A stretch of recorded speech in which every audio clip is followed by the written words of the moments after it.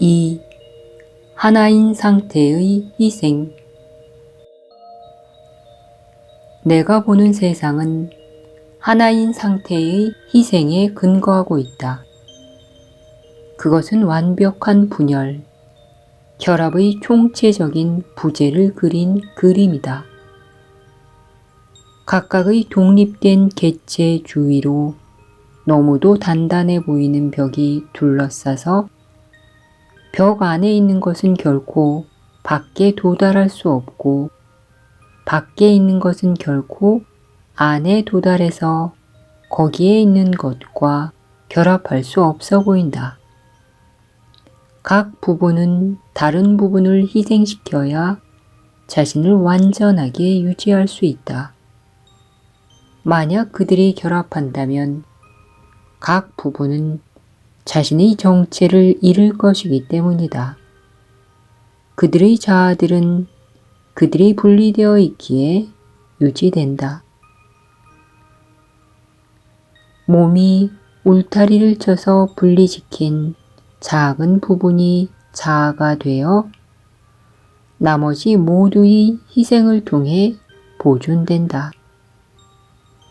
나머지 모두는 이 작은 부분을 잃어서 불완전하게 남아있음으로써 자신의 정체를 그대로 지킨다. 너 자신을 이렇게 지각한다면 몸을 잃는 것은 정녕 희생일 것이다. 몸을 본다는 것은 희생이 제한되어 있으며 무언가가 너 혼자만을 위해 남아있다는 표시가 되기 때문이다. 이 작은 것이 내 것이 되기 위해 너 자신의 것이라고 생각하는 모든 것에 한계가 부여되듯이 바깥에 있는 모든 것에도 한계가 부여된다. 왜냐하면 주기와 받기는 정녕 똑같기 때문이다.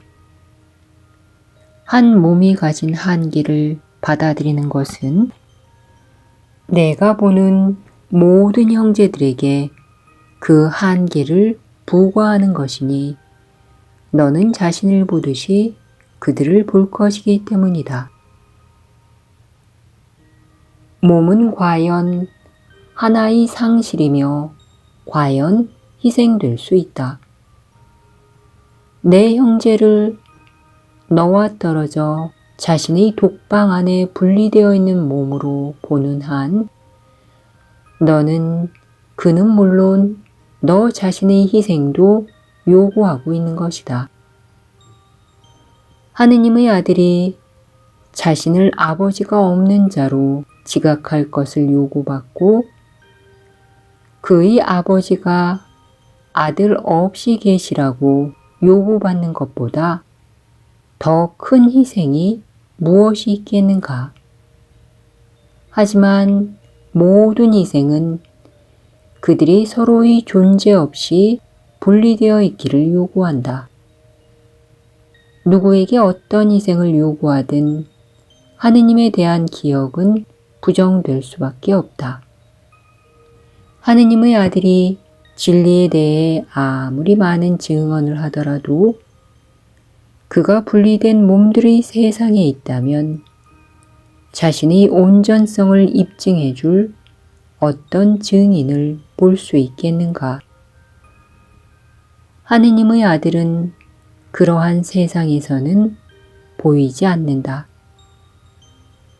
그가 부르는 연합과 사랑의 노래도 전혀 들릴 수 없다. 하지만 그는 여전히 자신의 노래 앞에서 세상이 물러나게 하고 자신의 시각이 몸의 눈을 대체하도록 할 수 있다. 환상이 아닌 진리의 증거를 보려는 자는 단지 세상에서 세상을 이치에 맞고 의미 있게 만들어주는 목적을 보게 해달라고 요청하는 것이다. 너의 특별한 기능이 없다면 이 세상은 너에게 아무런 의미도 없다. 하지만 세상은 천국 자체만큼이나 풍요롭고 무한한 보물창고가 될 수 있다. 너는 여기에서 지나가는 매 순간마다 형제의 거룩함을 보아서 자신에게 할당한 빈약하고 작은 행복의 부스러기에 무한한 보물을 보탤 수 있다. 너는 하나인 상태를 보지 못할 수도 있지만 그것의 실제를 희생할 수는 없다. 또한 내가 희생하려는 것을 이룰 수도 없고 내가 그것을 잃지 않았음을 보여주려는 성령의 과제를 이행하지 못하게 막을 수도 없다. 그러니 내 형제가 불러주는 노래를 들어라. 세상을 물리치고 그의 증인이 평화를 위해 제공하는 안식을 취하라. 하지만 그를 판단하지 말라. 그러면 너는 스스로 해방의 노래를 듣지 못하고 내가 보고 더불어 기뻐하도록 그에게 주어진 것도 보지 못할 것이다. 내 형제의 거룩함을 죄에 대한 내 믿음의 희생제물로 만들지 말라. 너는 그의 순결을 희생시킬 때 너 자신의 순결도 희생시키며 그에게서 죽어 마땅한 죄를 볼 때마다 너 자신이 죽는다. 하지만 매 순간마다 너는 다시 태어나서 생명을 다시 받을 수 있다. 내 형제의 거룩함이 너에게 생명을 준다. 내가 죽을 수 없는 이유는 하느님이 내 형제의 죄 없음을 아시며 그가 보지 않는다고 해서 내 안의 빛이 꺼질 수 없듯이 그의 죄 없음은 너에 의해 희생될 수 없기 때문이다. 생명을 희생하려 하고 자신의 눈과 귀로 하느님과 그의 거룩한 아들의 죽음을 증언하려는 자여, 내가 그들을 하느님이 뜻하지 않으신 것으로 만들어 버릴 힘을 가졌다고 생각하지 말라. 천국에서 하느님의 아들은 몸 안에 갇혀 있지도 않고 외로이 죄에 희생되지도 않는다. 그는 천국에서 있는 모습대로 영원히 모든 곳에서 그렇게 존재한다. 그는 영원히 똑같다.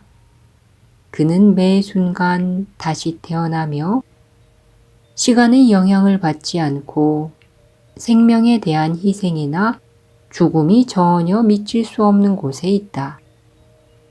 왜냐하면 그는 생명도 희생도 만들지 않았으며 당신의 선물이 결코 희생도 상실도 겪을 수 없음을 아시는 분께서는 그중 하나만을 주셨기 때문이다. 하느님의 정의가 아들에게 부드럽게 내려앉아 세상이 부과하려는 그 모든 정의롭지 못한 일에서 그를 안전하게 지켜준다. 과연 내가 그의 죄를 실제화하고 희생을 그에 대한 아버지의 뜻으로 만들 수 있겠는가? 하느님의 아들을 그가 스스로 있다고 여기는 썩어가는 감옥 안에서 봄으로써 정죄하지 말라. 그가 밖으로 나와 너를 비춰주고 내게서 자유의 선물을 받음으로써 그것을 내게 돌려줄 수 있도록 감옥문을 확실히 열어두는 것이 너희 특별한 기능이다. 하느님의 거룩한 아들이 자신을 정의로부터 차단하려고 만든 감금 상태에서 그를 풀어주는 것 말고 과연 무엇이 성령의 특별한 기능이겠는가? 너희 기능이 과연 성령 자신의 기능과 아무런 관련도 없는 분리된 임무일 수 있겠는가?